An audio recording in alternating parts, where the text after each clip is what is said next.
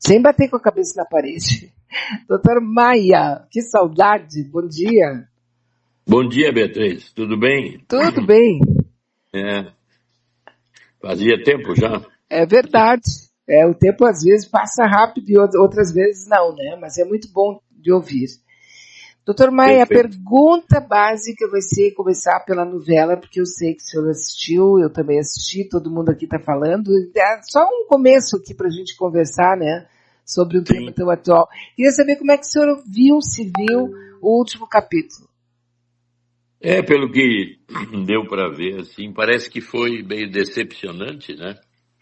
Parece que realmente o final teve várias saídas, assim, decepcionantes para a maioria das pessoas, né? Uhum. Eu achei também que realmente, eu acho que uma novela dessas, assim, ela se adapta ao tempo, né? Que aquele tempo da Odete do passado é outro tempo. O tempo de agora, vamos dizer assim, ele é uma manifestação de que, por exemplo, a impunidade fica cada vez mais nítida no nosso mundo hoje, né?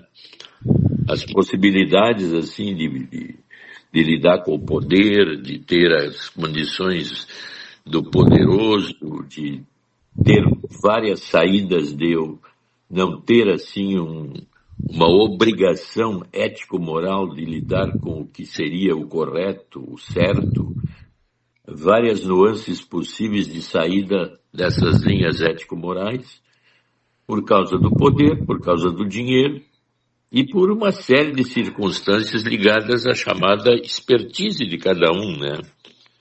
Porque mesmo sendo poderoso, tendo economicamente um dinheiro alto, eu também tenho que estar de acordo com o nosso tempo no momento. E esse tempo muda à medida que os avanços todos se colocam à nossa disposição.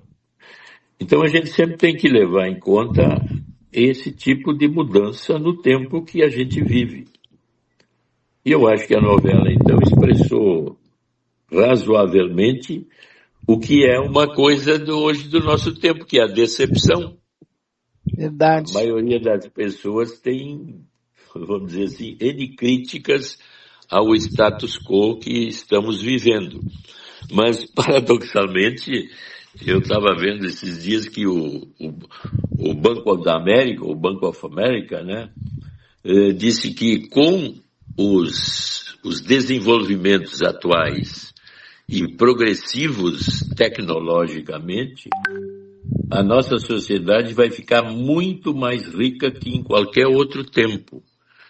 Há um cálculo assim que em 2040 haja uma riqueza equivalente a quase 80 trilhões de dólares no mundo. Então, é uma coisa assim bem interessante, né? Como é que se vive no mundo tecnologicamente avançado, que tem possibilidades de enriquecer cada vez mais e conquistas cada vez mais ativadas, vamos dizer assim. Eu posso dizer que essas novidades ligadas à riqueza, ao desenvolvimento tecnológico, estiram os aspectos ético-morais de uma sociedade e abrem campos absolutamente diferentes para quem, vamos dizer assim, vive 100 anos.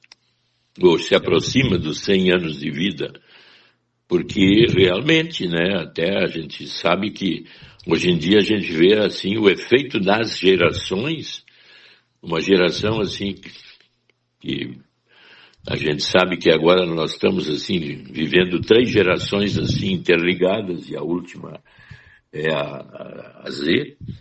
Ela, cada 12 anos mais ou menos, tem um impacto emocional e de realidade no mundo que altera completamente a maneira de viver e de se situar no mundo.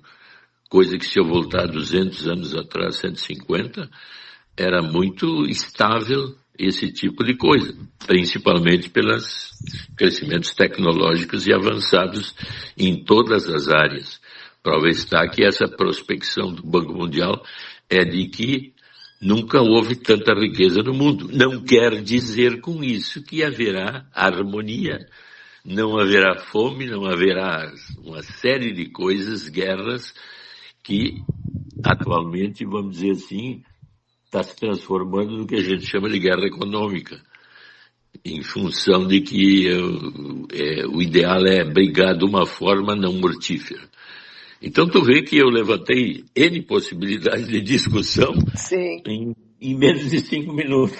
É verdade, porque assim, olhando pelo aspecto, a gente até mesmo meio que fica com aquela sensação de, então tá, né? Nós vamos não modificar nada, nós só entramos numa nova meta, que é, digamos assim, mais riqueza, mas vamos continuar com as mesmas questões humanas e principalmente da distribuição dessas riquezas. Nós vamos continuar com aquele fosso absurdo entre uma pequena classe que mantém a maioria dessa riqueza e uma parcela absurda de mais de 90% que fica fora dessa riqueza, fora de, vamos dizer assim, de poder usufruir de verdade, né, essa riqueza que vai ficando nas periferias, e a periferia do mundo, de uma certa maneira, quando alguém levanta e diz, não, mas a gente tem recursos, a gente tem, então eles são obrigados a aceitar que vão ser, vamos dizer assim, vão ser submetidos através de alguma guerra. Né? Então, quer dizer, nós não, parece que a nossa civilização está condenada a crescer, mas não se desenvolver com paz, com harmonia, com distribuição de renda, que é a utopia, né? De uma certa parcela de todos nós, que a gente tem essa coisa na cabeça, legal, a gente vai ter muito mais, mais ainda do que a gente tem hoje em termos de tecnologia. Eu estou vendo só na questão da medicina, essa semana eu vi 2 ou 3 coisas ali que estão desenvolvendo, a gente chega a se emocionar quando vê, né? Então a tecnologia realmente está assim, é cada vez maior. Agora, em compensação, a distribuição de renda, a questão da justiça social, a questão de tanta coisa continua como se fosse no século II, no século X, no século XVIII. Continua a mesma coisa. A gente parece que eu ia dizer problema, esse problema a gente não consegue superar, né? Quer dizer... Sim, aí tu tem que ir para a profundidade da nossa realidade psicológica. Né? Uhum. Porque, como tu disse, temos um ideal, uma utopia, mas nós temos que lidar com as bases nossas narcísicas, egoísticas, agressivas, violentas e de toda forma, vamos dizer, principalmente, egoísta, né? Que o poder que nós temos nos deixa inebriados e, ao mesmo tempo, capazes de manipulação do mundo de uma forma extraordinária, né? Então nós temos que entender que a evolução humana se baseia na destruição e na construção constante. Cada situação destrutiva tem em si um potencial construtivo. Isso é difícil da maioria das pessoas entenderem, que a gente, vamos dizer assim, se destrói e se constrói o tempo todo. Se nós formos ver o nosso corpo, por exemplo, cada 8 ou 10 anos ele não é mais o mesmo que foi. Porque ele se autodestruiu, se consumiu e se reconstruiu. Quer dizer, se numa linha física como a do corpo, isso é uma realidade da natureza, quer dizer, tudo que cresce e avança, daqui a pouco se destrói, recai e volta de novo, é uma zona paradoxal que nos envolve o tempo todo, tanto na natureza como na nossa vida íntima pessoal. Então, eu posso ter uma linha, vamos dizer assim, interna ético-moral, assim, bem desenvolvida, um ideal fantástico da minha relação com o mundo. Eu seria, assim, um cara maravilhoso, sempre pensando no outro, disposto a me sacrificar pelo outro. Quase todas as religiões, vamos dizer, de certa forma pregam isso, mas na prática a gente vê que a pregação ideal na prática deixa muito a desejar, porque esse outro nível assim de egoísmo, destruição, agressão, violência, poder, parece que infiltra o tempo todo em qualquer situação. Então nós temos que ter uma ideia assim mais complexa da realidade humana, e, de certa forma, não sermos ingênuos de que o mundo tem, ou deveria ter a nossa capacidade de compreendê-lo. Ele é muito mais complexo do que a minha capacidade de compreender, né? Eu chego até a pensar que talvez a nossa geração aqui, a década de 70, esse povo aqui que a gente faz parte, né, que se botou na cabeça que quer entender como é que funciona a civilização, eu acho que daqui a pouco, daqui a alguns anos, o pessoal já vai ter desistido disso, sabe? Vai se deixar de novo só para os filósofos. E vai se voltar a viver só o dia a dia ali, cuidar da tua vida, fazer tuas coisas e não tentar entrar, porque é quase um pântano, né? É quase como se de repente tu entrasse assim num labirinto e aí nesse labirinto a gente só tem a suposta consciência e essa consciência só te traz dor, só te traz angústia, não te traz nenhuma solução, tipo, não, a gente está vendo isso, o ser humano vai ser capaz de fazer aquilo, então em alguns anos nós vamos ter uma sociedade ideal como a gente sonha e como a gente acha que é justo e tal. Acho que nós vamos ter ainda, de repente, a volta de uma civilização está sendo muito pretensiosa, mas de um grupo, pessoas que não vão mais querer entender, sabe? Só vão ter a sua religião, vão fazer ali o seu dia a dia e tá tudo bem. Porque é muito angustiante, né? É como um beco sem saída.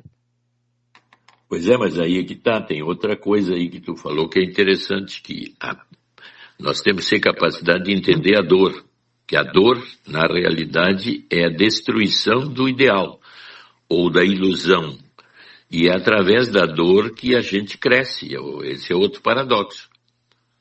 Quer dizer, através da destruição é que há a reconstrução.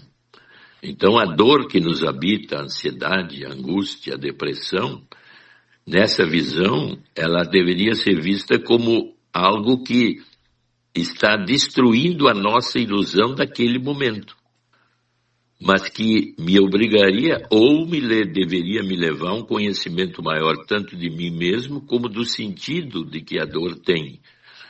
Porque o nosso ideal assim é que parece assim que a gente vai para o céu vendo Jesus ou Deus lá, e é um tédio fantástico.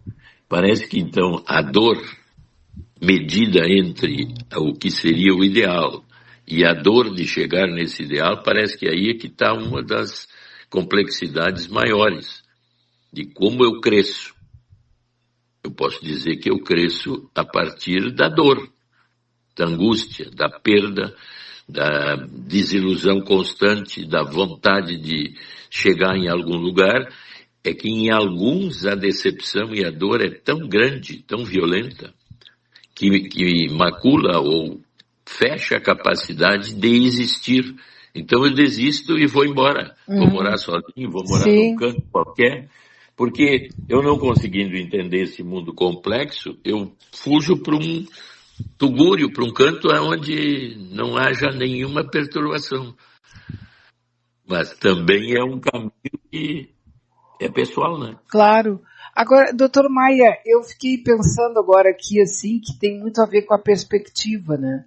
Porque, por exemplo, a gente também tem uma fantasia de que a gente vai ver a mudança. E isso nos torna angustiados. Porque qualquer mudança civilizatória leva, às vezes, séculos, né? E a gente tem a ideia de que agora eu vou votar no fulano e o Brasil vai ser o mundo ideal. Agora eu vou votar em determinado partido e a partir de agora nós vamos ter justiça social, nós vamos ter distribuição de renda, sem ter a perspectiva, sem aceitar, não é ter, de repente a gente até tem, mas aí entra no nosso lado criança o mundo mágico, de que tem que acontecer agora, eu tenho que ver agora, quando a gente está num processo. Até eu me lembrei, agora que tu falou, eu me lembrei, por exemplo, a civilização xará minha, né, a civilização maia, cada vez se dão mais conta, ela viveu 2000 anos, quer dizer, então ela passou do 1000 anos antes de Cristo, evidências de vários tipos de evolução da sociedade maia, talvez a asteca e todas as mais antigas, mas tu vê que uma civilização também tem uma duração. Uma civilização dura que a gente sabe, as civilizações, essa, por exemplo, dura, vamos usar como modelo, 2000 anos. Então, eu e tu, o máximo que podemos viver é 100 anos. Então, as civilizações também têm duração no tempo de crescer, ficar numa idade adulta e daqui a pouco envelhecer e desaparecer. Uhum. Então eu posso jogar isso para uma civilização como é a nossa vida comum, né? Aí lembra aquilo que disse o Krishna, acho que foi o Krishnamurti que disse, né? O todo contém a parte contém o todo. Então assim a gente vê que o universo, a criação, ela também tem essa rotina de começo, meio e fim. Ela não é algo permanente. E eu estava vendo, assim, uma outra coisa, aqueles filmes do Discovery, por exemplo, como funciona o universo. Ali mostra bem, assim, que graças às estrelas, que são eu não sei, mas deve ter, assim, uns 10 tipos de estrelas que evoluíram desde o início do universo. Cada estrela dessas tem um ponto de vida, assim, por exemplo, o nosso Sol parece que viveria 10 bilhões de anos, e aí se extinguiria e passaria por outras fases, estrelas marrom, estrela branca, estrela isso, estrela aquilo. Mas cada estrela na sua formação gera os elementos que mantêm a vida, que é o hidrogênio, o carbono, o nitrogênio. E estrelas de segunda linha, de terceira linha, de quarta linha, na evolução do universo, produzem os elementos mais pesados. Só uma estrela de quarta ou de quinta linha que produziria metais como o ouro, o chumbo, o urânio e por aí afora. Então, até no universo as criações são violentamente destrutivas, mas gerando elementos para a vida. Quer dizer, a grande destruição de uma estrela que geraria, então, provocaria as mudanças do oxigênio, do hidrogênio para o hélio e do hélio para o carbono, o oxigênio e por aí afora, é que foram as criadoras da nossa vida. Então elas se destruíram para nos criar. Uhum. Olha só que paradoxos incríveis. Sim, o que de uma certa maneira tu vai encontrar na questão da química, né? Até no nosso corpo. Uma se mata para a outra nascer, né? Um negócio assim meio que... Uhum. Se não fossem essas mudanças internas que são quase, vamos dizer, como se fossem bombas atômicas de hidrogênio interno numa estrela, esses elementos não seriam criados, porque é uma verdadeira fornalha que a mistura de elementos gera outros elementos mais complexos e cada vez mais complexos. Então, nós somos de uma complexidade de tal monta que realmente é surpreendente que nós estejamos aqui e tenhamos tantas problemáticas e ao mesmo tempo tanta vontade de entender melhor tudo isso, né? Uhum, não, isso é de uma angústia avassaladora. Porque assim, se nós somos exatamente aquilo que o universo é, né? Quer dizer, há uma criação assim absurda, dá para a gente pensar que nós somos integrantes de um grande e único organismo. E que somos talvez uma possibilidade que vem assim de bilhões de anos de mudanças no próprio universo para nos gerar. Quer dizer, então, eu de certa forma, eu acho que se existe Deus, ele está assim dentro de mim, de todos nós, trabalhando numa direção que é quase impossível da gente entender qual é. Isso, e talvez seja a maior pretensão da nossa civilização essa de entender essa questão. E ao mesmo tempo querer um ideal. Uhum. Que... É como se a gente quisesse... Não, é que na verdade assim, tu assume a pretensão de ser o criador e ver onde ele errou e o que deveria ser feito. Porque a gente quer mudar, né?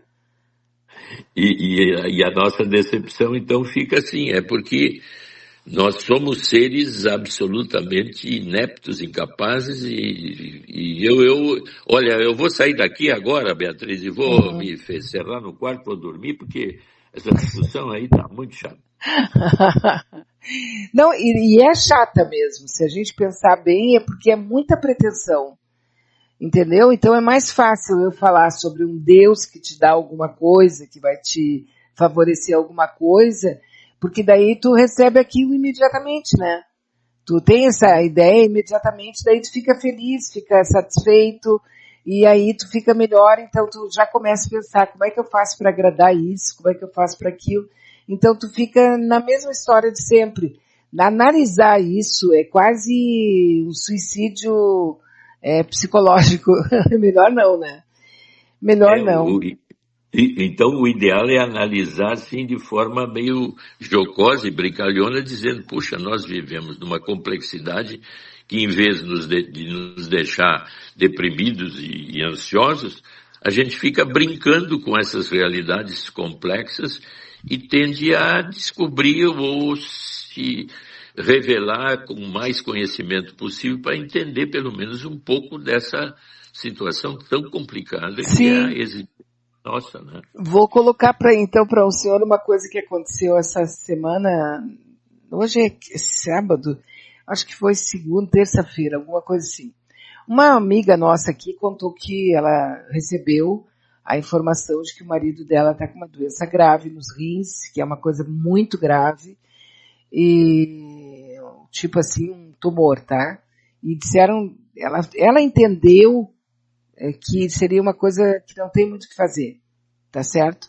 E ela então disse que está muito tensa e etc e tal. Durante a manhã, alguém falou alguma coisa, eu também falei, sabe aquela coisa, nós aqui, né, não somos especialistas, a gente não é, né? A gente fica falando tipo, segura as pontas, pensa em ti, vai ter coragem e tal. A gente fala aquela coisa que a amiga fala, né? Aquele conforto que a gente... o conforto, o apoio que a gente dá para uma pessoa numa situação assim.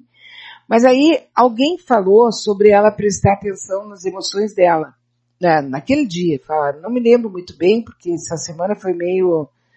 Aliás, faz uns 15 dias que a coisa está meio tobogã, assim, meio correria.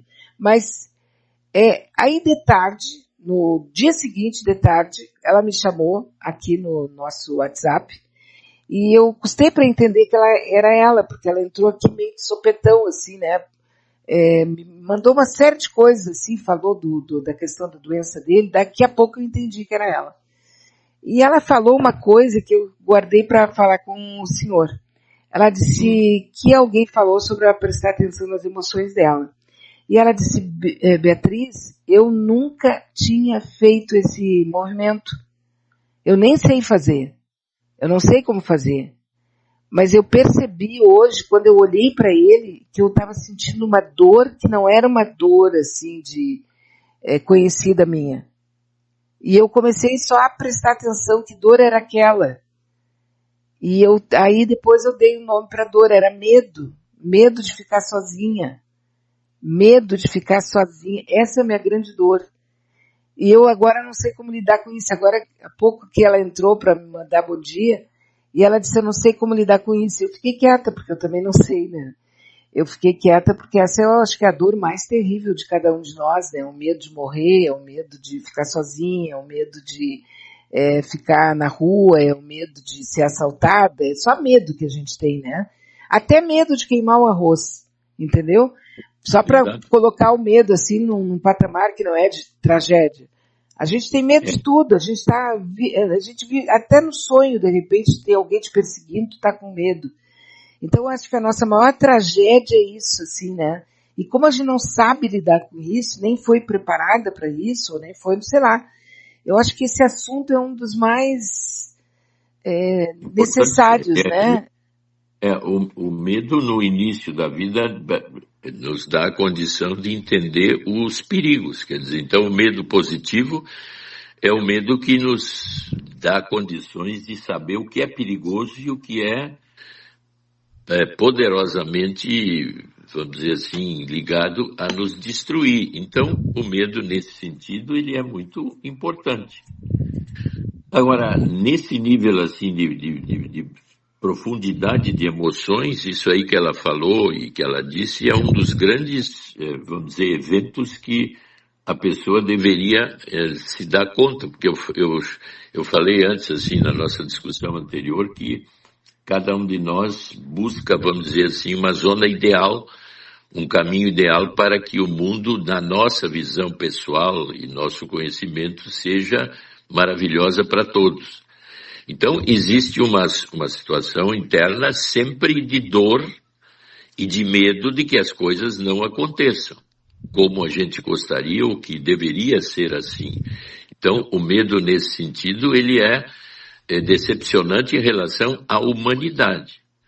Mas, na linha, vamos dizer, pessoal, de desenvolvimento do meu eu interno, eu deveria ter, com o passar do tempo, entre a ilusão e a desilusão, aprendendo com a experiência, que o mundo lá fora é a minha perspectiva de ter capacidade de lidar com ele, viver nele, estar bem com ele, ter as condições, vamos dizer, civilizatórias que são hoje dadas para todas as pessoas. Este é um caminho extremamente interessante que todos nós vivemos. Mas, no nível altamente pessoal, interno meu, onde eu sou eu mesmo, quer dizer, o chamado si mesmo, independente de todo o relacionamento externo, é uma zona que eu poderia chamar de narcísica, de autoconhecimento de mim mesmo e que eu gosto de mim. Eu tenho uma densidade pessoal de tal forma que eu me sinto bem comigo mesmo. Hipoteticamente, se eu tiver uma densidade de eu sou si mesmo, capaz de entender os afetos que me habitam, como ela pegou o medo, e tem outros afetos todos que atingem esse si mesmo, a mim mesmo no fundo. Se eu estou extremamente ligado no fora, no mundo lá fora, cheio de ideais desse mundo, eu de certa forma construí o meu mundo interno único, si mesmo, ligado a esse mundo. Se esse mundo desaparecer, ou se o meu amor, ou a pessoa que eu me fundi absolutamente nesse si mesmo, que deveria ser independente de todos e só meu, eu posso interagir com esses outros seres, ou outros do mundo, ou o mundo.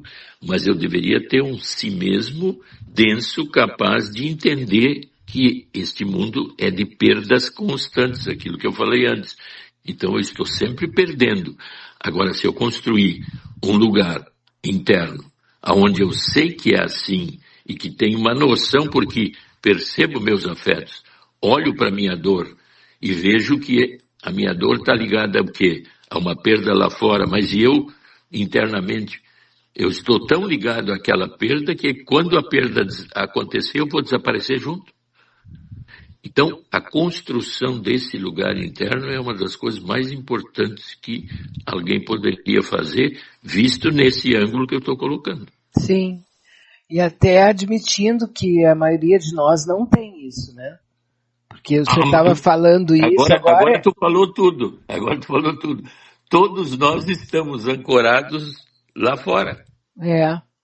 Então, esse caminho de autoconhecimento que nós estamos levantando agora, que é o caminho das terapias e de todas as mudanças hipotéticas, é que eu tenha dentro de mim uma zona de constância preparada para a decepção. Então, aí, ao perceber o afeto, o medo que ela teve, ela identificou nela um lugar interno em que não é só dela, é dele. E se ele morrer, ela perde. É uma zona morta interna. Uhum. Então ela não consegue fazer o luto de que tudo que eu vivi com ele agora é meu e faz parte do meu eu interno. E eu, apesar de perdê-lo, estou me sentindo com ele dentro de mim. Isso é fascinante, assim, de observar como nós vamos meio que... Como é que a gente chama aquela planta que nasce noutra planta? Que ela cresce, mas é no tronco. É um enxerto, né? O famoso enxerto. É alguma coisa assim, não é exatamente... Mas não tem isso, né? Não, uma coisa diferente, é uma coisa negativa, porque ela vive, ela tira da planta que ela nasce, ela tira tudo que ela precisa daquela planta. Mas não vou lembrar, daqui a pouco alguém me ajuda aqui. A raiz, a barba de velho, por exemplo, é uma coisa assim, mas agora não lembro exatamente como é o nome. Mas a gente se enraiza em determinadas pessoas, a gente se enraiza, a gente vive, se alimenta de determinadas circunstâncias, até de trabalhos, até de profissões, até de religiões, até de política, de qualquer maneira, em algum ponto, tu meio que fica presa em alguma coisa, e essa alguma coisa vai te tirando um pouco a tua própria personalidade. Porque tu tá tão envolvida naquilo ali, tu tá tão... aquilo ali é tão grande que tu mesmo, daqui a pouco, tu nem sabe mais o que tu gosta, o que tu quer, para onde é que tu vai, porque tu tá dependendo daquilo. Não sei se eu estou me fazendo entender.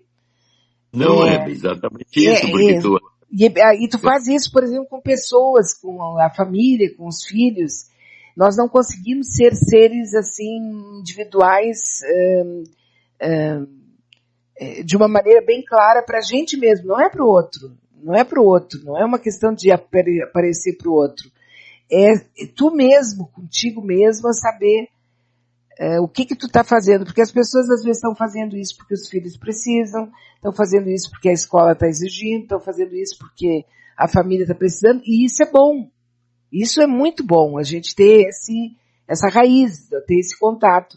Mas às vezes a gente vira quase como se fosse o que a gente aqui está falando, erva de passarinho também é. Mas tem um nome, que a pessoa fica enraizada ali, né? Então é como se a gente não tivesse um perfil para a gente mesmo. Porque tu não vive sem aquilo, tu não existe sem aquela raiz onde tu está enraizado ali, né? Mas então, por isso que eu digo que na linha, vamos dizer assim, então, quase meio transcendente, meio mística, meio até linha espiritual, pode-se falar, que esse si mesmo, esse eu interno meu mais profundo, de ser eu, ele deveria ganhar estão usando a metáfora da planta, tudo que eu venho de fora e nutre as minhas raízes vem de fora. E à medida que eu me nutro com essas coisas que vêm de fora, eu vou construindo, se usar a metáfora de uma árvore, eu vou crescendo, vou ficando grande e toda a minha possibilidade de realização se concretiza. Mas eu não sou eterno, eu tenho um tempo de vida e vou desaparecer.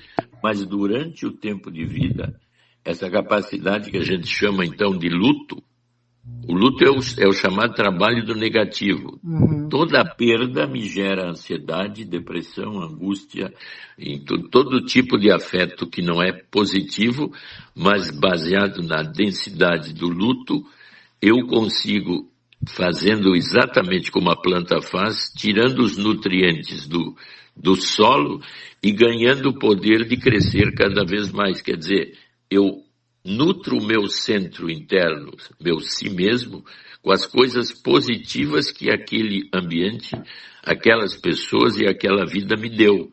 Então, cada vez eu sou mais eu dentro de mim, como um ser capaz de me sustentar em todas as adversidades, porque eu consegui fazer o luto, e o luto é olhar exatamente como ela.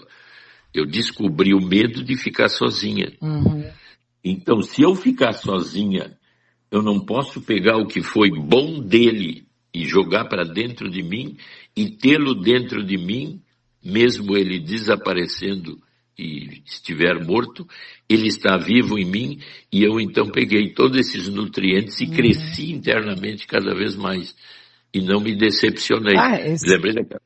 Me lembrei daquela paciente não, uma ouvinte que disse, me tiraram da casa que eu morava 60 anos, eu estou desmanchada, eu estou perdida, eu não mostro para ninguém, mas por dentro é como se eu tivesse perdido tudo. Ela não conseguiu fazer o luto da vida tão boa que ela teve ali, né? E de poder, naquele momento, sair, porque na verdade eu fui aqui ver erva de passarinho, né, porque eu queria lembrar e tal. E o parasitismo, são as plantas parasitas que vão, e são inúmeras, né? Então, porque nós todos, eu não vou dizer que é a pessoa A ou B e tal, mas a gente às vezes age como parasita em alguma situação. Tu fica ali naquela situação, não consegue sair dali, e o medo maior é se te arrancarem daquilo ali. Se tu não tem isso claramente, e naturalmente em algum momento alguém vai te arrancar dali, ou tu mesmo vai cair, a nossa identidade parece que fica meio solta, né? Meio, quem sou eu, por exemplo, sem meus filhos? Eles cresceram e vão embora, agora o que eu faço? Quem sou eu sem o meu trabalho? Eu estou há 30 anos dentro dessa mesma empresa, eu me dediquei a vida inteira para essa profissão, e agora o que eu faço? É um negócio que eu estou agora analisando aqui, pensando que de alguma maneira, em algum momento, a gente se posiciona como parasita, né? Nós, na verdade, não nos posemos, nós somos parasitas, daí a ligação da natureza com o mundo todo. Uhum. Tudo está interligado e misturado. Verdade. Eu não vivo sem as plantas, eu não vivo sem a água, eu não vivo sem isso, sem aquilo. Mas eu posso, aí entra uma coisa bem transcendente. Hipoteticamente se diz então que o mundo é pura consciência, mas consciência em vários níveis. Os níveis mais altos de consciência seriam daqueles seres, basicamente os mamíferos, vamos dizer assim, de alguma forma, que se aproximam de níveis de consciência de si mesmos. Senão eu sou interligado de tal forma parasítica ao ambiente, que se esse ambiente começa a se deteriorar, eu desapareço. Mas hipoteticamente, então, nessa linha parasitária de eu ser tudo, dependente de tudo e de todos, e hipoteticamente com a consciência avançada que a gente tem de si mesmo, eu descobriria um lugar interno crescente que se aproximaria de todas as linhas mais místicas, espirituais, que se diz que eu encontraria uma espécie de divindade e estaria fora da necessidade do contexto onde eu vivo. Então parece que em todas as religiões e filosofias, só depois de morto eu estaria neste lugar. Mas o ideal é eu conseguir isso em vida, né? Pois é. Eu acho que conversar sobre isso é interessante porque há uma dor imensa quando a pessoa, de alguma maneira, é arrancada de alguns lugares, né? A pessoa sente uma dor e não dá muito bem para chegar assim fácil nessa concepção de que realmente nós somos interdependentes de uma maneira definitiva. Ninguém consegue fazer nada sozinho, ou conviver sozinho, ou viver sozinho, ou assim manter qualquer coisa, passando da própria existência, quer dizer, viver ou morrer, até esse grande sonho, fantasia, que é ser feliz, né? Então a gente vai passando por todo o processo.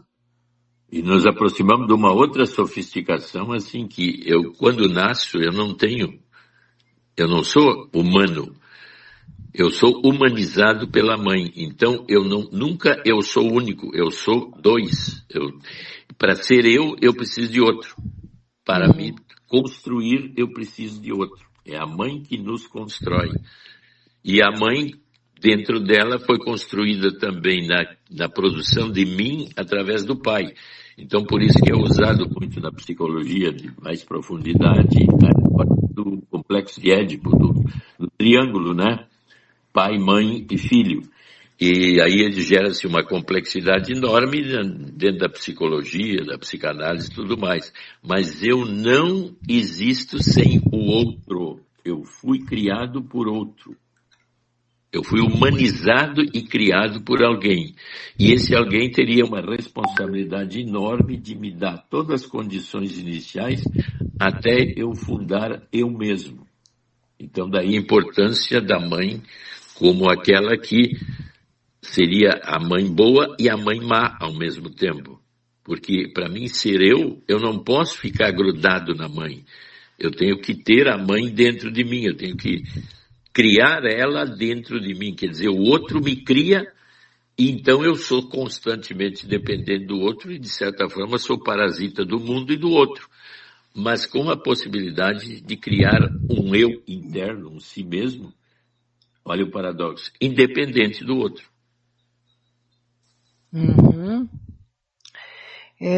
Olha, nós somos, como o senhor disse, né? Nós somos, assim, uma das criações mais sofisticada, talvez, do universo, né? Porque essa capacidade que a gente tem de encrencar tudo é porque nós temos uma sensibilidade emocional que chega a ser assustadora, né? Não, como tu estás dizendo, nós somos parasitas do mundo. Só que o parasitismo dá condições da erva de passarinho crescer. Uhum. Ela, quando está, vamos dizer, secando a árvore que a habita, ela está, vamos dizer assim, viçosa. Então, por isso que se diz, né, que ser mãe é uma das coisas, vamos dizer, uma servidão de altíssima ordem. Mas com tanto amor que eu não me sinto um servo de alguém que está crescendo. O que mas nós nunca... Desculpa. Na realidade, então, eu nasci da minha mãe, eu era a árvore de passarinho dela. Claro. Agora me surgiu uma pergunta assim, talvez até meio infantil, mas nós nunca saberemos se as árvores que têm esses parasitas não estão satisfeitas com essa condição, né? Aí nós entramos noutra complexidade que agora trouxe, que é a relação de casal. Qual é deles que está melhor, o sádico ou o masoquista? Pois é. Por isso que se diz também que ninguém pode meter a colher, né? Porque a gente não sabe até que ponto aquilo ali não está perfeito para os dois, né? Tu te lembra da escolinha do professor Raimundo? Mas o cara te bate, é alcoolista, é isso, tudo mais. Mas vem cá, mas tu continua. Eu gosto. Eu gosto dele. Não, é muito estranho isso, é muito, muito, muito, muito estranho. E como a gente tem essa, vamos dizer, essa petulância, esse sonho utópico de um mundo perfeito que só habita na nossa cabeça, a gente tem visto através dos séculos as civilizações reproduzindo sempre a mesma coisa. Tem um grupo que manda, tem um grupo violento que defende o grupo que manda, e tem o corrupto que tenta se dar bem nesse mundo, que está bem certinho ali entre quem manda e o grupo da força, quer dizer, tem o dirigente, tem a polícia ou o exército, e depois tem aquele que é fraudador, que está no meio dos dois ali tentando se dar bem, e a massa que está aqui, que eles são parasitas dessa massa, né? Exato, e tu vê que aí entra a briga do vizinho. Então uma cultura briga com a outra, né? Uhum. Então o que é individual, pessoal, daqui a pouco se repete socialmente ad infinitum até uma civilização morrer, e sempre uma morre invadida pela outra, que é mais poderosa, que é mais capaz, que quando os espanhóis vieram para as Américas, destruíram as civilizações que tinham. Nos Estados Unidos, a ida para o oeste, o que fez? Desmanchou com todas as tribos que existiam lá, né? Acabou, né? Destruiu, matou. Acabou, quer dizer, é uma busca constante, egoística, de eu ser superior a ti, melhor do que tu. Uhum. Isso é uma característica humana que, tu vê, se a criança não tivesse isso, porque a criança pequena, ela quer amor, quer isso, mas ela é destrutiva, ela é agressiva, ela morde. Ela quer poder, ela quer poder. Ela quer poder, ela quer cada vez mais. Então, é uma coisa assim, querida e destrutiva ao mesmo tempo. Uhum. Assustadora às vezes. Assustadora. Pois é, né?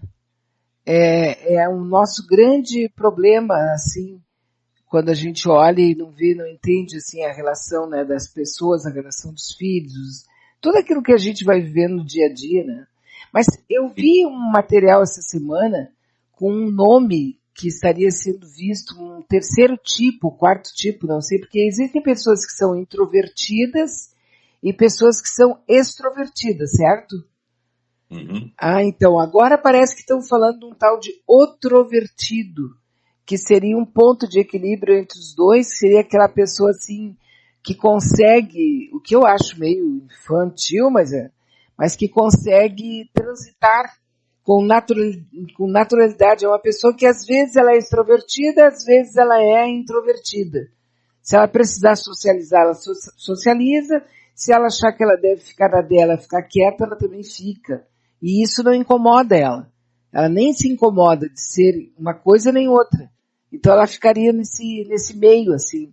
Porque os introvertidos, geralmente, eles querem isolamento, né? Eles querem ficar a deles, detestam a humanidade. O introvertido fica quieto, geralmente, né? E ao contrário do outro, que é meio malucão, tá sempre na companhia dos outros. E essa outra pessoa seria alguém que se conecta com os dois mundos. E eu acho que tem muito mais gente assim hoje do que tinha no passado, né? Pessoas que conseguem transitar nesses dois mundos. Não é, porque aí volta aquilo que se falou dessa ouvinte que falou, ela identificou afetos nela como medo, e eu percebendo afetos internos, observando, eu na linha do pêndulo, que é esquerda, direita, esquerda, direita, esquerda, direita, eu me coloco na zona essa central, onde eu sou capaz de harmonizar opostos. Por exemplo, o nosso corpo, usando a metáfora do corpo, tu já viu, tu por acaso um dia botou a mão esquerda na mesa e começou a dar com a direita em cima dela? Não. Nunca tu fez isso. Por quê? Porque elas são harmônicas. Quando tu reza, tu não junta as duas? Uhum. Tu anda com as duas pernas, uma brigando com a outra e tu cai no chão. Um bêbado, sim. Então, sempre que eu me desarmonizo de alguma forma, as partes começam a brigar entre si. Mas o corpo nos dá uma lição fantástica. Ele tem oposições, a mão esquerda ajuda a direita e a direita ajuda a esquerda. Quer dizer, o corpo funciona como um pêndulo perfeito. O meio define as noções que nos harmonizam fisicamente e o nosso corpo cresce harmonicamente e se desenvolve. Agora, psicologicamente, nós estamos vendo o quê? Que um não se dá com o outro. O outro é a minha esquerda, o outro é a minha direita. O outro não presta, o outro é maravilhoso, o outro é isso, o outro é aquilo. Eu acho que nós temos que buscar internamente essa harmonia que o corpo nos dá uma lição fantástica, né? De como eu me harmonizar, como tu estava falando, o exemplo, né? Introvertido, extrovertido. Eu me dei conta disso, em cada momento eu me harmonizo dependendo das circunstâncias. Aqui eu sou mais extrovertido, eu falo. Aqui eu sou mais introvertido. Quer dizer, é um crescimento pessoal que, na metáfora do corpo, já a gente vai vamos dizer assim, a criança pequena tem visão binocular. Devagarinho ela vai fechando a linha onde os dois olhos veem a mesma coisa. Um fecha com o outro. Então o nosso corpo nos dá uma lição fantástica que na realidade dos convívios a gente está muito longe disso, né? Doutor Maia, nós vivemos hoje em dia uma era, um momento, um período aqui em que todo mundo dá, como é que é, quando uma pessoa vai no médico, o médico diz qual é a doença dela, um diagnóstico. Nós estamos vivendo a era do diagnóstico. Pessoas assim, as mais simplórias, como eu, por exemplo, daqui a pouco vai ver ali a pessoa, alguém te conta, fulano faz isso, faz aquilo e tudo, tu diz, não, ele é bipolar. Ah, não, isso aí parece uma neurose. Cuidado com isso aí pode ser uma psicopatia. Quer dizer, eu tenho observado isso e eu fico às vezes dando risada, porque isso está ficando aqui meio, como é que eu vou dizer, está ficando um viés, né? Nós lemos tanto na internet a respeito de doença que hoje a gente consegue conversar com alguém e dizer, não, isso aí que tu tem é tal coisa, é artrite. Tu vai falar, todos nós hoje somos quase que, achamos, né, que temos capacidade para diagnosticar. Mas tem um diagnóstico que está sendo muito comum aí, 2 diagnósticos que estão ficando cada vez comuns e aparecem até em novela. Não sei qual é a novela, parece que é a novela das 7, que está aparecendo uma moça, uma casada, mulher casada tal, que ela agora é bipolar. Ao conversar com isso sobre o assunto, eu descobri que tem uma pessoa da nossa família que está diagnosticada como bipolar, e agora a outra moça que também mas não é da família, mas não é tanto, ela disse que na família dela tem 2 que já estão diagnosticadas com bipolaridade. Quer dizer, o que a gente vai fazer com isso? Nós estamos entrando assim numa era psiquiátrica? Sim, vamos dizer assim, A loucura era vista no tempo do século XIX como algo assim absolutamente estranho, né?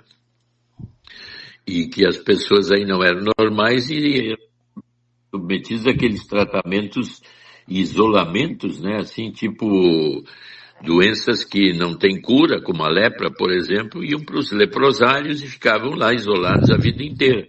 Os loucos também, considerados loucos, iam para lugares absolutamente inóspitos, enfim, para morrer, porque não preenchiam os caminhos sociais exigidos. Então, a evolução psicológica, e aí depois, no fim do século XIX, com Freud e as visões psicológicas, eu me lembro do Jung quando, baseado no Freud, conversar com o paciente, porque antes não se conversava, era louco mesmo e não tem o que dizer, tem que isolar. O Jung conversou com uma moça que era russa e conversou com ela, sentou baseado então na visão freudiana do passado, começou a conversar com ela no hospital e viu uma série de problemas dela com o pai, enfim, de desenvolvimento da personalidade, e ela foi melhorando porque ela era considerada uma louca que não tinha saída, ia ficar sempre no sanatório, enfim. E ao conversar com ela, ele desenvolveu essa técnica da conversa, e ela foi crescendo, virou uma paciente dele, até teve mais intimidade que deveria ter no futuro, porque tem os filmes de Jung, que é o método perigoso, mas enfim, ela cresceu e acabou sendo analisada por Freud, e foi a primeira psicanalista na Rússia, depois ela voltou para a Rússia.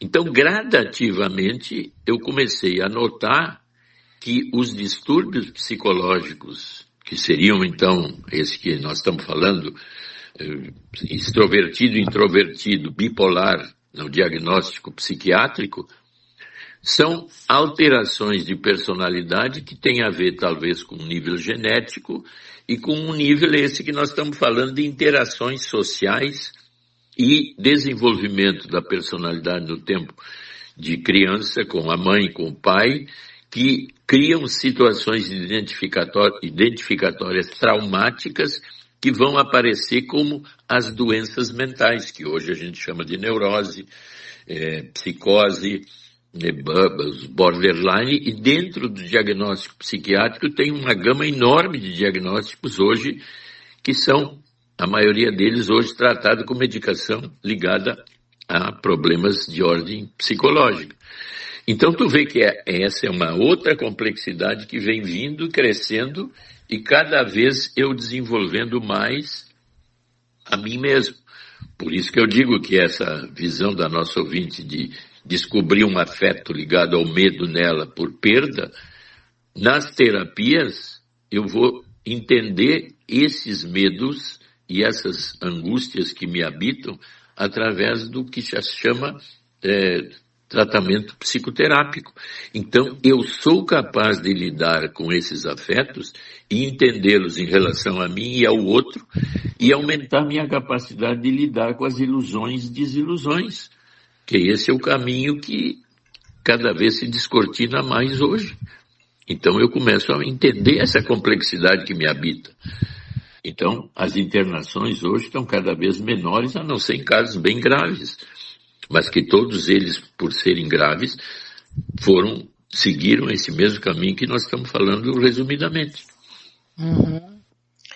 Aí nós temos uma fala aqui de uma amiga que ela diz assim, ó: o Dr. Maia nos traz uma reflexão muito transparente sobre o amparo que nós seres humanos precisamos. Um amparo que nos acolhe, mas que também nos deixa emocionalmente dependentes do outro. Eu acho essa condição humana e necessária. Estou certa? Como é que ela diz? Ela diz assim: eu acho essa condição humana de amparo que nos acolhe e que nos deixa dependente do outro uma condição humana e necessária. Estou correta? Necessária ou innecessária? Não, necessária. Ah, tá, eu entendi. Não Sim. Parecia necessária, por isso que me chamou a atenção.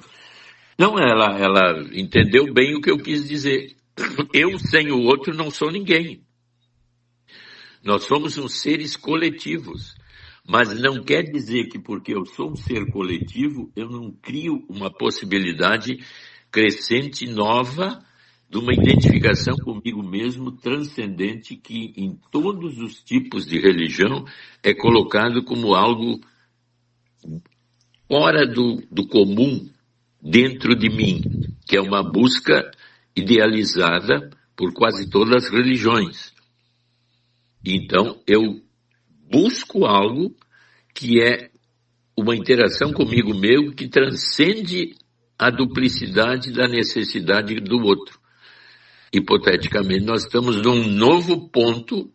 Eu me lembrei do Teilhard de Chardin, que era um religioso, um padre católico no início do século XX. Ele levantou a hipótese, ele tem um livro chamado Fenômeno Humano. Ele levantou a hipótese da noosfera. O nous seria aquela parte mais profunda de mim mesmo, que seria o si mesmo, na visão psicológica. E nessa noosfera colocada por ele, que é uma linha de visão espiritualizada, que todos nós estamos unidos por um centro maior, que é como se a humanidade fosse um ser coletivo maior. Como se diz hoje, né? Nessa linha mais esotérica, a gente diz que o nome da Terra é Gaia, que ela é um ser coletivo, uma consciência coletiva de N bilhões e trilhões de consciências, que geraria uma estrutura transcendente maior, que fecha com a Bíblia quando diz, né, que no fim dos tempos a gente vai pegar o corpo que a gente viveu e todos vão ficar felizes junto a Deus, né? Sim. Então, são ideias assim interessantes de que eu necessito do outro e ao mesmo tempo o outro sou eu em todos os níveis dos outros, que é uma forma, vamos dizer, filosófica de ver o sentido da vida. Isso aí, por exemplo, desculpa. Não, transcendente, só isso que eu disse. Essa questão da noosfera aí, pode-se imaginar que tem algum contato, se chega até o inconsciente coletivo? Mas é um arquétipo, né, como na visão junguiana. Todos nós estamos vinculados como a espécie humana. Até me lembrei, eu acho que é Helena Blavatsky que fala das evoluções, vamos dizer, turnovers de vidas, quer dizer, os anjos, que na visão, os anjos seriam o avanço de uma civilização considerada no passado humana, e que cada onda de vida, de consciência, dentro do que é essa colocação noosférica, então a humanidade está avançando na direção de uma transcendência noosférica, e agora é interessante isso, né, que nós temos uma internet que nos faz noosféricos. Exato. A gente se comunica. Eu digo que o Teilhard de Chardin antecipou uma conquista tecnológica. Sim, porque, na verdade, nós ainda estamos na infância da internet. Né? Se a gente pensar assim, nós estamos na infância do uso da internet. Porque tudo é muito novo, tudo é muito fantástico, tudo é muito extraordinário, e nós não chegamos a ter noção do que exatamente a gente faz quando fala na internet, ou até que ponto tu vai, quer dizer, tu pode ir daqui até o outro lado do mundo, tu pode estar conversando em vários outros lugares, quer dizer, há uma espécie assim como é que eu vou pensar, como é que eu vou dizer, é como se houvesse uma nova rede porque o nosso cérebro é uma rede elétrica, né? Certo? Ele é uma rede elétrica. É uma internet. É uma internet do corpo. E hoje a Terra tem um cérebro que funciona absolutamente intercomunicado de uma maneira como acontece nos nossos neurônios, assim. Claro que eu estou aqui viajando, eu acho, não sei. Mas é como se fosse um cérebro que foi inventado, só que ele é virtual e ele acontece de uma maneira que a gente não consegue entender. É como se ele fosse a internet do corpo, né? Ele sabe tudo do corpo. E aí a internet da Terra, o cérebro da Terra. Então, essa visão é mais esotérica, dizendo que tudo são consciências em evolução. E consciência de vários níveis. E até, esse tempo eu estava vendo uma reportagem que tem estudiosos estudando as comunicações com golfinho e baleias. E eles estão avançando tanto que estão já estruturando quase que uma linguagem de comunicação possível com esses animais de consciência mais avançada, principalmente baleias, tubarões também. E que aí a hipótese levantada ali é assim, que quando a gente tiver consciência, como eles têm uma ligação, vamos dizer assim, eletromagnética com o planeta, eles antecipam tudo que vai acontecer por uma percepção extremamente sofisticada. Até me lembrei, Beatriz, que agora o computador que vai gerar o nosso clima no Brasil, vai providenciar a visão de clima no Brasil, entrou em ação um computador 10 vezes mais poderoso que o que está, e ele vai poder definir quantos milímetros vai chover na Restinga, na Zona Sul, na Zona Norte de Porto Alegre. Que espetáculo! Então, quer dizer, esses avanços aí são transcendentes, né? Uhum. E que nos dão essa condição cada vez mais sofisticada de entendimentos. Então, outra pergunta aqui da amiga é assim, ó, o parasitar também é uma condição de sobrevivência, mesmo com enfraquecimento ou morte do outro? Mas tu vê que o parasitismo mais nítido que nós temos é nosso nascimento. Eu sou um parasita da mãe. A mãe é a base desse parasitismo. Se a mãe não ficar, né, até assim, por isso que eu levantei a hipótese servidão, ela é um servo da criança. E a mãe mais consciente, ela sabe que é um servo, mas qual é o ganho que ela tem? O amor, o afeto, a significância de ter um filho, que é toda uma transcendência ligada a essa servidão em que eu não durmo. Eu me lembrei de um casal, ele era meu paciente, e eles tiveram gêmeos. Olha, o estresse que eles tiveram no primeiro ano até se estruturarem foi assim de... Eu me lembrei de um pai que diz assim, de vez em quando eu tinha vontade, sem dormir, de pegar o meu filho e atirar pela janela. Eu sabia que eu não ia fazer isso, mas a irritação chegava a tal ponto de ter que estar sempre disponível que eu ficava meio desesperado. Então, esse parasitismo... Olha aí. Mas eu não deveria, ao ter isso, eu preciso para me humanizar. Eu preciso de uma mãe suficientemente boa que me dê as condições de base para que eu seja eu. Sim.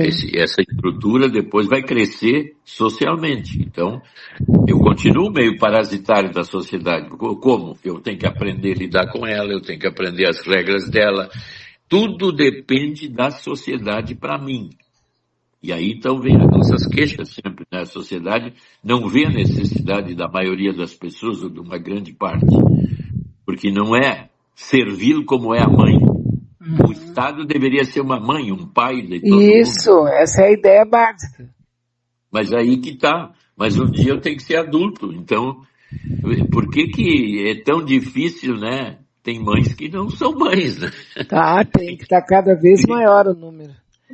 Agora, doutor, mas você falou uma coisa aí com referência aos golfinhos e às baleias, e eu fiquei aqui pensando, há uma enormidade, assim, há um tsunami de vídeos na internet mostrando cães e gatos quase com atividades humanas, respondendo, reagindo, salvando crianças de algum tipo de dificuldade. Já vi vários vídeos de gatos, por exemplo, uma criança pequena, um bebê tentando chegar numa escada e o gato fica ali impedindo que ele chegue, porque sabe que ele pode cair, seria isso? Sabe? Então parece que os cães e os gatos, eles também estão nessa escala evolutiva, assim, né? Não, é que essa linha da reportagem é mais ligada ao clima. como eles estão no oceano, né? Ah, tá. Eu te mandei aquilo que eu tenho uma noção, assim, de uma duplicidade, né? Que a gente diz que estamos todos aí com mudanças climáticas causadas Isso. pelo homem, e naquela colocação ele diz muito que esse assunto não é tanto assim, porque 70% de oceanos, 25% de terra, então é uma coisa mais planetária e problemática, ciclos gigantes, né? E eu já tinha visto isso, e acho que... Mas os pets, os cães, eu me lembro de um cachorro americano que falava inglês. Não sei se tu te lembra disso. Não. Ele acuava do jeito que ele estava falando. Mas, e com criança, e com bebê, recém-nascido, 3 meses, 4 meses, que estão falando com a mãe e com o pai, que eles tentam falar. É algo assim que te dá uma ansiedade quando tu vê, mas não é uma ansiedade ruim, é uma ansiedade boa, de pegar assim, abraçar e, sabe, sei lá, mas são crianças que estão muito mais evoluídas, estão nascendo, parece que já estão entendendo o que os pais estão dizendo, o que os cuidadores estão dizendo. Então parece assim, não sei se é a internet que passa isso, mas há uma espécie de... parece que acelerou. Porque lá eu me lembro, não do meu nascimento, porque faz quase um século, mas de ouvir a mãe falar que um pouco antes do nosso nascimento as crianças nasciam de olhos fechados, ficavam em quartos escuros e levavam uns 3, 4, 5 de uma semana para abrir os olhos, para sair, né? Hoje em dia as crianças só faltam falar quando estão saindo do útero da mãe. Porque eles são cada vez mais observadores, tu vê pelos olhos deles, querem saber tudo que está ali em volta. É como se ainda restasse uma memória, alguma coisa, sei lá, e parece que há uma evolução, né? Não, e agora tu falou e uma outra coisa que é também interessante, que é a civilização humana, quer dizer, o humano também evolui numa linha parecida com essa, né? Porque quando os sapiens saíram da África e começaram a invadir o mundo, eles encontraram aquela outra estrutura homínea, que é os chamados neandertais, mas os neandertais não eram tão sofisticados no sentido coletivo. Os sapiens tinham capacidades maiores de lidar com o meio ambiente e tinham relações mais íntimas sociais entre si. Uhum. Quer dizer, uma capacidade que essa foi a grande capacidade. Nós somos humanos coletivos. Todos os crescimentos que se tem na sociedade, eles passam a ser para todos. Entre aspas, né? Sim, claro. Mas num crescimento, vamos dizer, científico global, até como o banco esse fala, que vai ser quase 80 trilhões de dólares de crescimentos, vamos dizer assim, de riqueza, é graças à base que nós temos de alguns humanos serem capazes de serem criativos e essas criatividades gerarem possibilidades maiores para todos.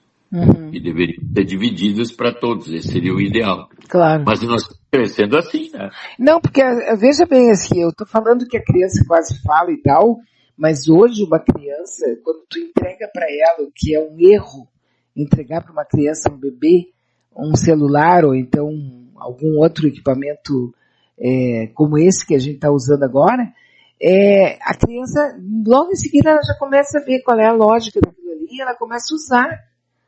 Crianças de 4 anos, 5 anos dão banho nos avós, resolvem problemas no celular que os mais velhos não conseguem resolver, porque eles têm uma lógica já, parece que já está meio, a cabeça deles, o cérebro deles, já está meio, como é que eu vou dizer assim, ele está conectado com aquilo ali, ele consegue entender o que eu, vou dizer eu para não dizer os outros, né? Mas o que eu sou uma verdadeira tampinha, assim, sabe? Eu tenho que ficar horas até entender a lógica ali. Aí chega o meu neto e papapum e faz normalmente, como se ele já conhecesse.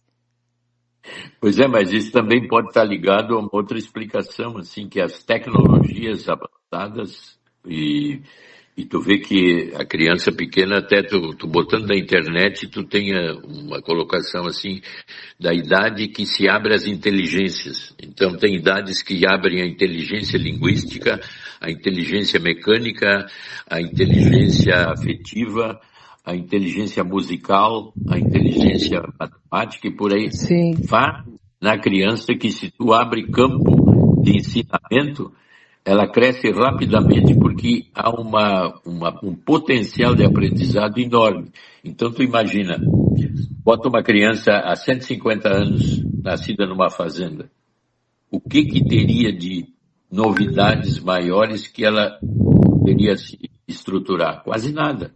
Não, acho que até hoje mesmo, se tu pega uma criança que nasce lá numa fazenda no interior do estado que não tem acesso à internet, ela também vai ter dificuldade, né? Não, então a tecnologia nos dá condições de avanços rápidos, principalmente nesses estágios onde eu estou apto a abrir zonas de inteligência em que o que tu me dá, imediatamente eu começo a me situar e dominar, que é uma característica de aprendizado rápido e rasteiro, né? Verdade. Então, mas aí é que nós não conseguimos e não fomos treinados, eu adoro dizer isso, a gente não foi treinado e nem educado para entender que nós somos seres em evolução, que nós não estamos acabados. Mas aí que tá, né? Não, mas aí que tá, nós mais velhos, se nós nos descuidarmos, nós ficamos anacrônicos, quer dizer, nós perdemos toda a capacidade de lidar com o mundo. Então, por isso que eu digo, o corpo envelhece, mas eu tinha que manter a agilidade na mente, então, né? Essa semana foi feito um programa sobre velhos na Globo. E como eu não acompanhei, eu acabei não falando sobre esse programa. E aí eu recebi algumas pessoas aqui, eu recebi 3 pessoas aqui que me mandaram para comentar sobre o assunto, e aí eu não comentei porque eu não vi. E uma delas me disse, olha, foi uma coisa terrível, uma humilhação para os velhos, mostrando os velhos como uns babacas, como pessoas que estão querendo virar criança de novo, e uma série de coisas assim. E como a gente está num mundo onde hoje essa coisa do etarismo parece que está sendo muito, a cada dia que passa, mais falado, e como a gente sabe que até o ano 2050 o número de velhos na sociedade vai ser inacreditável, né? Como conviver aos poucos, conseguir entender esse fenômeno que já faz parte do nosso cotidiano, mas que a gente também ainda não aceita como sendo uma coisa que está aí para ficar. Que tu não vai conseguir fazer uma plástica e ficar jovem, que tu não vai conseguir botar alguma coisa, alguma tinta no teu cabelo, que ele vai voltar a ser preto, vai voltar a ser loiro, que tu agora é branco. Quer dizer, nós não estamos também preparados para isso, só que agora não tem volta, né? É muito velho solto por aí, impressionante. Quando a gente sai de casa, tu vê, né? Não, a tendência é a medicina e os progressos de cuidados físicos e de coisa. Como é que se diz, até já falam assim, a criança de 150 anos já nasceu, né? Então, realmente, o etarismo vai ficar cada vez mais nítido nas sociedades. Até na China, lá estão querendo estimular o nascimento de mais filhos, né? Porque a quantidade de pessoas parou de crescer, né? Então, realmente, né? Eu acho que isso é um problema do futuro, mas se as pessoas vivem bem até 100, 120 anos e têm uma vida assim útil de alguma forma, é uma condição que todo mundo quer, né? Os grandes bilionários hoje, tem vários que estão investindo fantásticas somas em científicas, em posições de evolução científica para manter a juventude, né? Quase assim querendo viver eternamente, né? Então... Pois é, agora sinceramente, né? Eu às vezes fico questionando isso, da pessoa querer viver eternamente. Isso bate como uma coisa saudável ficar pensando nisso? É que aí o saudável e o não saudável, tu sempre sabe que são duas posições, assim como diz o que é mais ativo, eu diria que é uma situação bipolar, né? Uhum. Dependendo da visão que tu Da tem. pessoa, E das são condições oscilantes. econômicas também, porque esses dias eu vi, que eu acho que deve ser um desses que o senhor está falando, um bilionário que teve um filho para poder pegar o sangue desse filho para fazer um experimento, que ele queria ficar jovem. Transfusões, hoje em dia tem ideias assim, transfusão do sangue de um adolescente para mim e para ti nos daria assim talvez uma vivacidade maior, né? Uhum. Então eu peço para o adolescente o suficiente, olha, eu queria assim, tu me cede uns... Porque a doação de sangue é mais ou menos, eu dou meio litro, né? Quando eu vou doar sangue, 500 ml de sangue, um doador saudável, de uma vez por mês ou de 3 em 3 meses, vai lá e doa, né? Então tem uma hipótese assim de que se tu compra o sangue de um adolescente, é um sangue tão rico, tão vivo, que te dá energia, né? Agora, para concluir aqui, doutor Maia, tem uma amiga que está aqui dizendo o seguinte: doutor Maia, Beatriz, vou falar porque meu marido não está em casa, mas quero contar para vocês que ele procurou um terapeuta depois de ouvir vocês e esculhambar vocês todos os sábados. Todos os sábados ele xinga vocês, grita com vocês e diz que é uma bobagem e tal, mas por pior que possa parecer, agora minha filha disse que ele está procurando um terapeuta. E eu tenho certeza absoluta que foi por causa dos papos loucos que deixa ele furioso. Ele é um ex-militar aposentado, dono da verdade, mas é um pai amoroso e um marido razoável. E agora ele não está em casa hoje, saiu para pescar. Deve voltar só amanhã. Tinha que contar isso para vocês. A minha filha que me avisou, ele não me contou nada até agora. KKKKK. Ouvia, ficava brabo, mas parece que entrou na cabeça dele. KKKKK. Então, realmente, né, o nosso papo às vezes irrita algumas pessoas, né? Me lembrei como é o nome daquele que era físico, que antes nos ouvia, e até falava contigo, e dizia que era um nhan, assim. Isso, não lembro o nome dele agora. Mas ele dizia assim, não, mas eu acho isso, mas continuo ouvindo.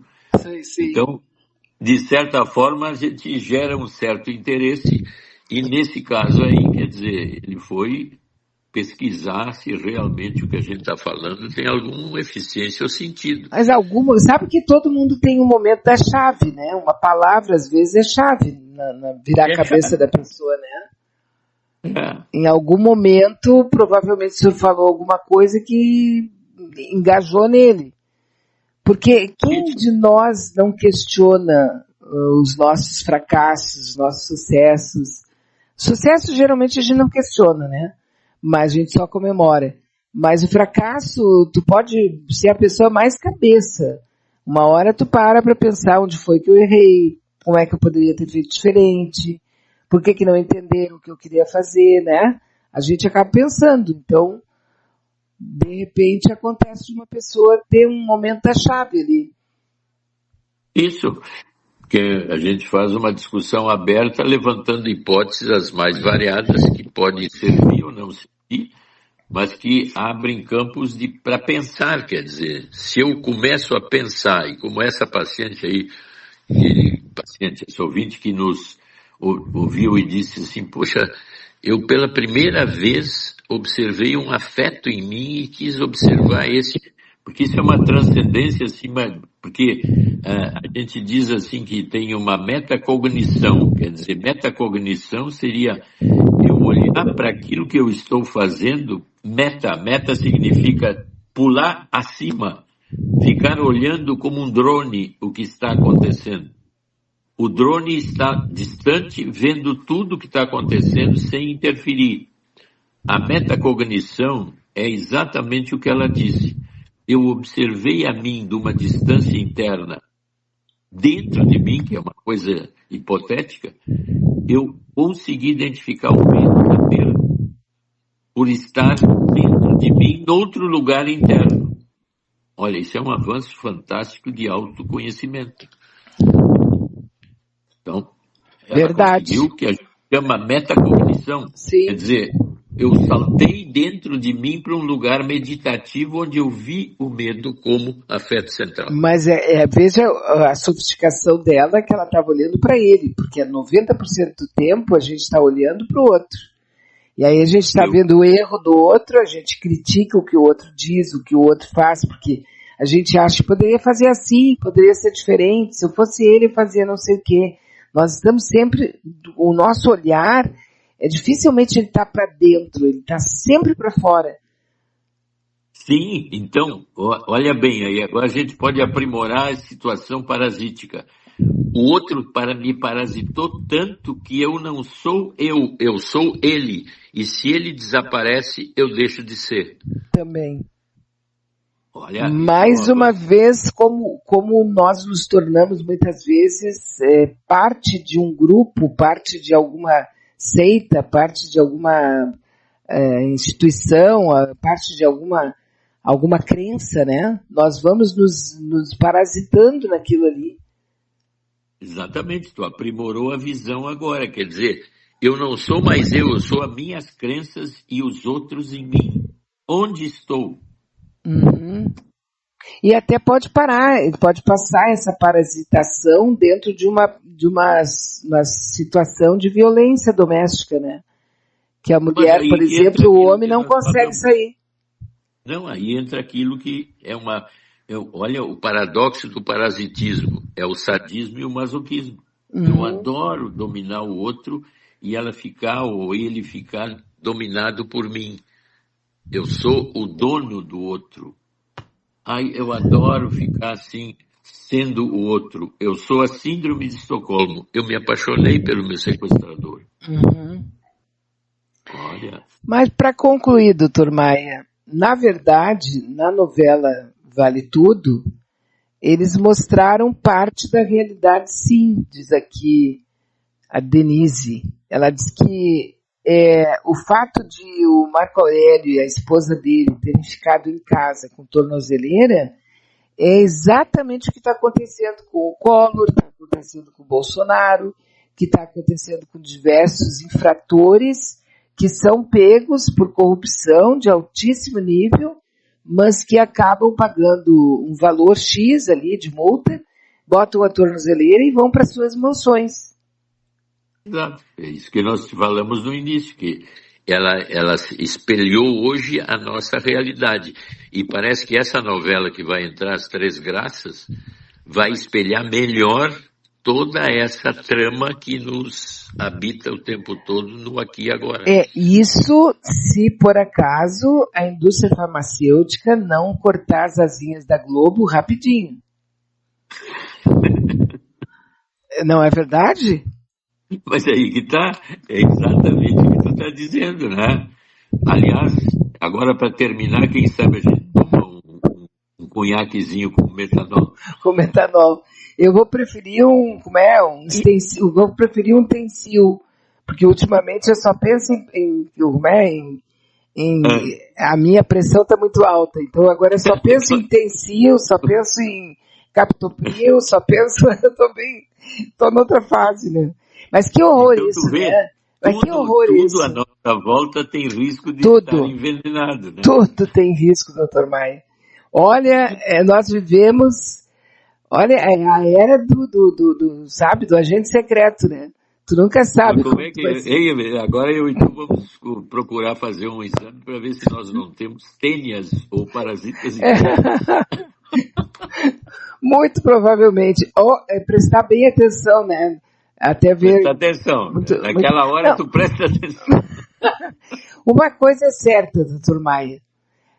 A gente precisa estar sempre presente, né? E prestar atenção. prestar atenção nessa, e eu acredito que isso, que assim, essa palavra metacognição, quer dizer, ver, pensar o pensamento antes de agir. Bah, salvaria muita gente. Doutor Maia, é um prazer incrível falar com o senhor sempre. Eu sinto muita falta quando no sábado a gente não toca essas ideias assim, e o senhor vai dando um perfil, sabe, para a doideira que a gente está vivendo. Isso faz muita diferença. E eu tenho várias amigas que disseram como é bom ouvir o doutor Maia, como é bom. E é realmente muito bom. Um grande abraço, tá? Bom final de semana. Beijo para todos. Tudo beijo. Bom. Então, né, nós chegamos ao final aqui do nosso programa. Quero agradecer ao Dr. Maia, agradecer a todas e todos. Muito obrigada. Desculpa qualquer coisa, sempre faço, né, alguma coisinha aqui, mas desculpa. E olha, amanhã às 7 horas nós temos o Adroaldo Bauer Correia com o domingo.com. E se tudo der certo, se não tiver nenhuma encrenca no final de semana, eu volto na segunda-feira a partir das 9 horas da manhã para conversar com todos e todas, e sem pauta, tá? Não exige pauta, não tem. Um grande beijo e até segunda-feira.